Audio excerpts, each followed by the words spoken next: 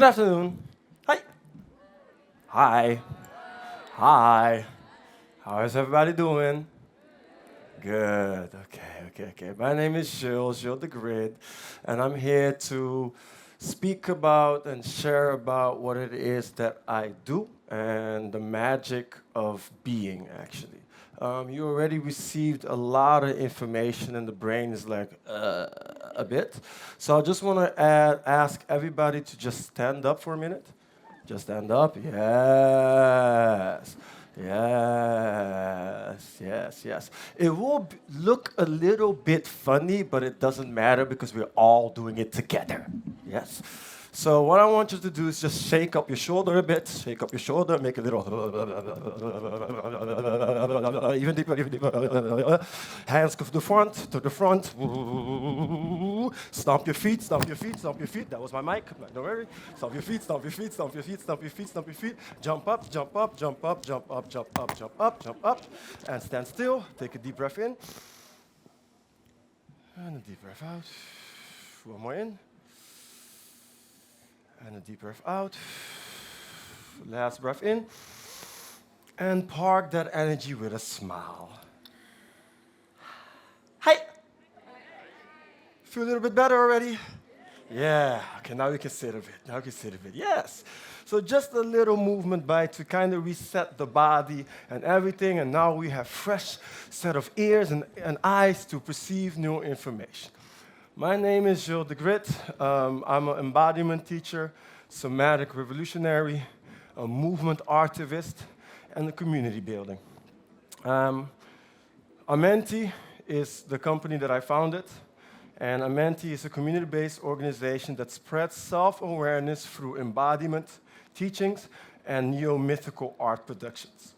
We have a theater company, and we have our own method in which we actually teach people the remembrance of the magic of being. And we do that through dance, through movement, which you combine Jungian psychology. We work with Mesoamerican plant medicine, but also we work with African embodiment. And all these different facets makes up our method. This method, and Amenti, is a beautiful thing that I'm very proud of, and actually it's a collective of people in which we actually travel the whole world with. We teach people from America, South America, to Asia, to Africa, how to connect with their own bodies. And the most important and most beautiful part of it is we do that in community, not separate. And this path led me to a whole journey where I'm now speaking for Esther Perel, for Oxford University, Harvard, and I'm actually invited there to speak and teach people about what it is that I do, which is weird. And the reason why I'm saying this is because I came from a background that does not necessarily represent the traditional trajectory to that. Who is Dutch? Who's from the Netherlands? Okay. Who's Belgium? Cool, okay. Antwerpen? Okay. Close. Well, I was born in Rotterdam. Rotterdam. And I grew up in the 90s of a very impoverished neighborhood called Spangen. Some of you might know the TV show Spangen. That's where I grew up in an environment where there was a lot of criminality, a lot of drug abuse, a lot of violence, and I grew up as a little kid in that environment. I also grew up as a Jehovah's Witness, as you clearly can see. For the people who do not know what a Jehovah's Witness is, it's a very strict Christian stream in which actually everything that I'm doing today is forbidden. So you can already see the rebellious nature that I have. But the reason I'm saying this and the reason I'm saying all of this is to actually inspire you from this little notion that I abide to for the rest of my life. I believe that our wounds are our tattoos of life. I believe that our wounds show a pathway to our unique contribution to this world.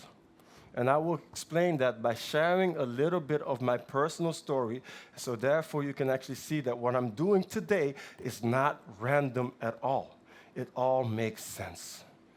So growing up as a young kid in Sponga, where there was a lot of violence around me and everything, there was this dance form, hip-hop, that kept me off the street. While most of my peers were doing stuff which were illegal, I found a dance school in which I could express myself. The moment when I found dance was my liberation. Growing up in an environment, in a household where I was not allowed to express anything, to suddenly have a window where I can just pow, pow, was amazing for me.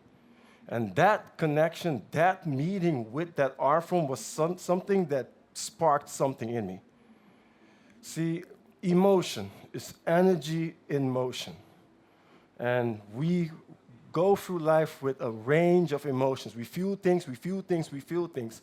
But if we never have the space to express, externally press out the emotions that we have, we bottle it up. And everything that we bottle up eventually needs to move. So it takes more energy to suppress emotion than to express. And therefore, when we keep suppressing emotions, we come into a state of depressed. And that's something that I was going through as a kid. I was 14, 15, 16, and someone from my background, specifically 20 years ago, mental health was not a thing. It was not cool. It was not sexy to speak about, yo, I might be depressed. I didn't even know what depression was. However, I had to navigate through life with that energy. And that led me to a journey of me dancing and having this rigorously commitment to actually prove myself towards my parents. See, when I started dancing, it was forbidden. And I grew up with physical abuse. I got beaten every day. And as soon as I mentioned I wanted to dance, the beatings got beatings, even more. All that to suppress, to suppress, to suppress. And that led me to leave my household when I was 17. You might wonder yourself, okay, wow, this is a lot. And all that I channeled into fire, a notion to prove that what I'm doing is what I'm supposed to be doing. And all that led to a beautiful journey of me doing So You Think You Can Dance, Holland's Got Talent. I ended up in the 4th place, all those things that people think like, oh, amazing, amazing. And all I did was to prove to my mom and dad that, see, your child is doing something. And then I became a world champion. When I was 21. Way too early. Way too early. But I became it. And I thought this was my dream. This was my validation. I could prove to the world, I am a world champion. And I won. I had that trophy. And I went back home. And I still felt empty. I still felt empty. And that was one of the biggest betrayal I've experienced in my life. I was like, this is why I did what I did for it. I thought that this achievement would change how I feel about myself. And with all that happening, when I was 21, I experienced multiple psychoses. And those psychoses were a process which, once again, I did not have the language of understanding. And that psychosis changed my life. That psychosis changed my way of being. See, a couple years ago, this setting would be triggering because my psychosis happened in a public space where people were watching me. And I'm a dancer. I need people to watch me. So I realized that my psychosis was actually sabotaging the very same thing that I was striving my whole life for. And I didn't have the support unit. I didn't have my family supporting me. But also, I did not trust the mental health institution. The reason why my psychosis was rooted in things which had a racist connotation. So to sit with a therapist who doesn't look like me and I have to explain how racism works, the therapist should pay me. I'm learning her about racism. So I didn't feel safe. I did not feel safe. And there was this one person who reminded me and said, Gil, it was this counselor on the school where I was going, and said, Gil, the only thing that's keeping you sane is your dance. And I was like, what? The only thing that's keeping you sane and keep going is your dance. And we often think that dance is self-expression. And after that, my psychosis, my dance changed. Because my psychosis changed me. And I saw that parallel. I was suddenly doing certain type of movement which I normally would not be doing. I was doing certain movements in my psychosis that my dance already predicted for it. As if my body was trying to tell me, this is going to happen. This is going to happen. This is going to happen. That led me to a journey of understanding what is the connection between my body and the psyche. See, I know what it is to be homeless, spiritual homeless. My psyche would dissociate constantly. I used to dissociate for a living. And that comes from wounds. See, when I was young, my rights to exist already got infringed upon. I grew up with a lot of physical violence around me, so the feeling of feeling safe and secure in my household was never present. So I developed coping mechanisms, strategies for me to cope with the environment that I was in. So whenever I got beat by my parents and got beat by my family members, I would dissociate. I would not feel my body. So everything was happening to me, and I was in a different state. And that coping mechanism becomes a part of my behavior, becomes a part of my character. And then when I'm 21 years old, when everything comes down to it, I dissociate extremely through psychosis. So we often think that those big traumatic experiences are random, and it's not. There's a pattern to be found, often in the first formative years of our beings. You might ask yourself, okay, why are we now speaking about psychosis and everything else? Well, I know what it is to not feel connected in your body. And that was my path of healing, to reconnect with my body, to actually see what my body was telling me and to heal through that. And that led to a result of creating this method in Amenti, which I developed certain exercises in which I was like, okay, this is happening, I might be able to change the outcome. So when you have a psychosis, when you have anxiety, when you have this alarming energy in the body, you tense up. Fear in the body is tension, which makes you able to look fast and adapt. And that tension was constant. Hence, my body is hypertense. You can see a lot of tension because I'm constantly in a tense state. Which, ironically, the dance style I chose is popping, which is about tension.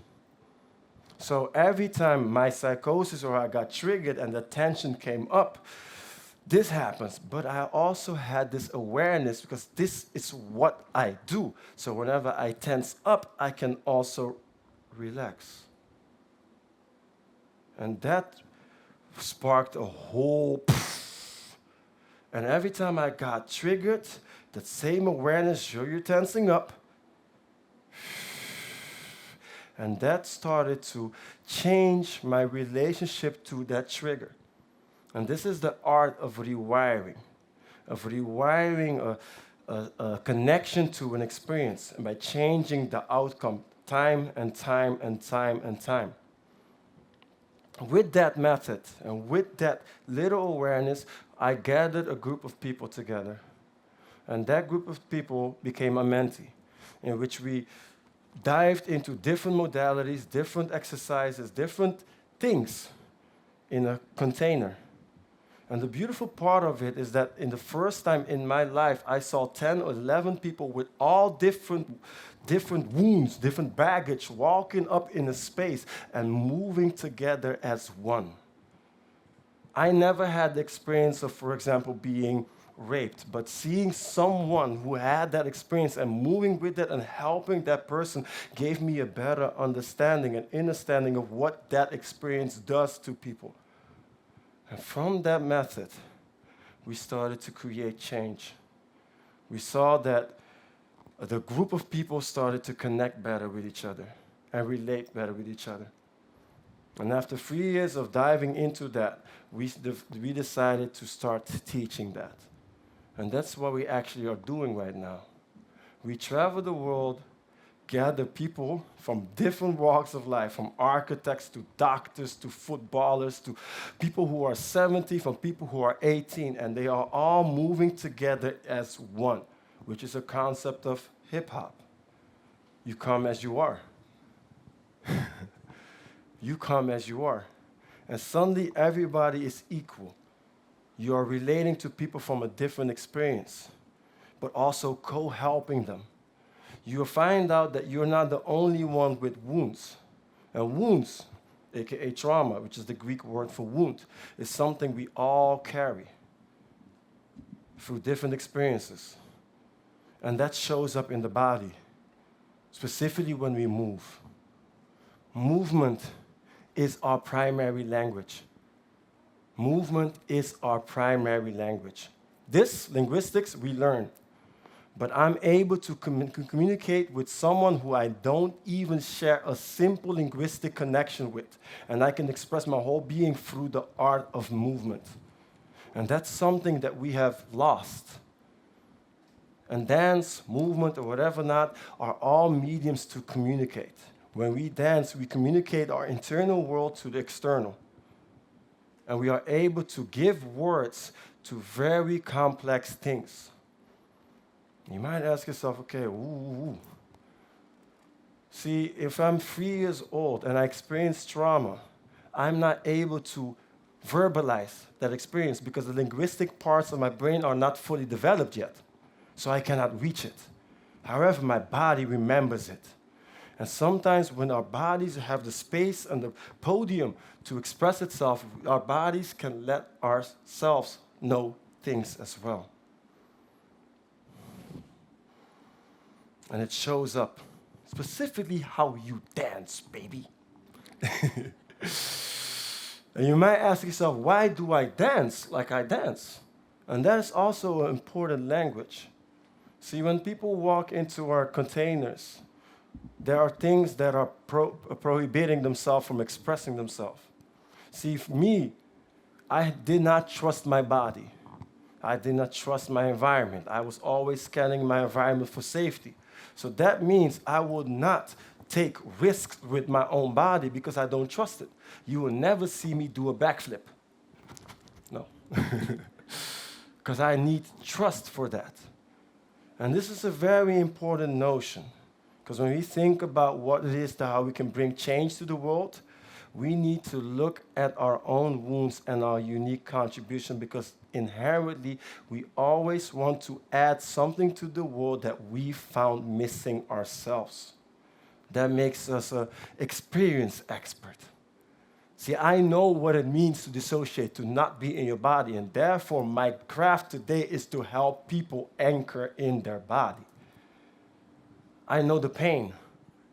I know the wound. And when you walk into the space, dance and movement is a direct reflection of your internal world. If you have a hard time being grounded, this movement will be hard for you. But if you have a hard time being grounded, you also have a hard time containing space for other people because you have to be secure. If I have a hard time emoting my feelings, and feeling my feelings, I have a hard time relating to other people, specifically when they show up with an emotion that I'm not known to. So therefore, it also shows up in our movement, in our body, because then I move emotionless. If I have a hard time saying no, to assert myself, to step into my fire, I have a hard time belonging in a community. Because in order to be in a community, we need to be able to say no, or else we manipulate ourselves into a community. Borboleta. We have a hard time asserting ourselves, and thus we become a gray blob in a community, because a community needs several eyes, individuals. if I have a hard time being open and my movement is closed, and I have a hard time opening up to people and being vulnerable, that directly reflects to my ability to create healthy relationships with other people around me. If I have a hard time envisioning the not physical things here to create change, which we all aspire to do, we want to bring change and we want to bring something that has not existed before. I always make this joke, you got to be a bit psychotic to bring something that did not exist before. It makes no sense. So these are all elements in our bodies that we can actually alchemize, move through, bring to the surface through the lens of movement. And specifically since movement is our primary language. See, I can speak a lot about these things and I can speak a lot about these complex words and understanding, but to prove my point, I can also just show. And just in these 3 minutes, everything that I've been expressing starts to make sense to the bodies. And that's the beautiful art of movement or art. See, hurt people, or hurt people create art.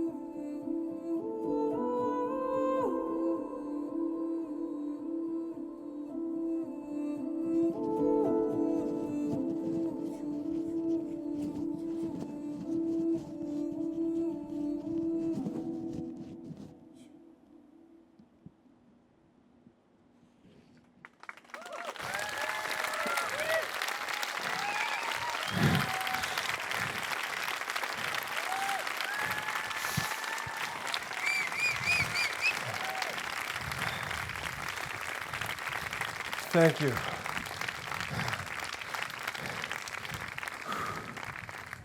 Movement is our primary language. Adapt that language for yourself. We all have different dialects, but we speak the same language. So don't forget, tomorrow morning, James Brown. Thank you. Thank you.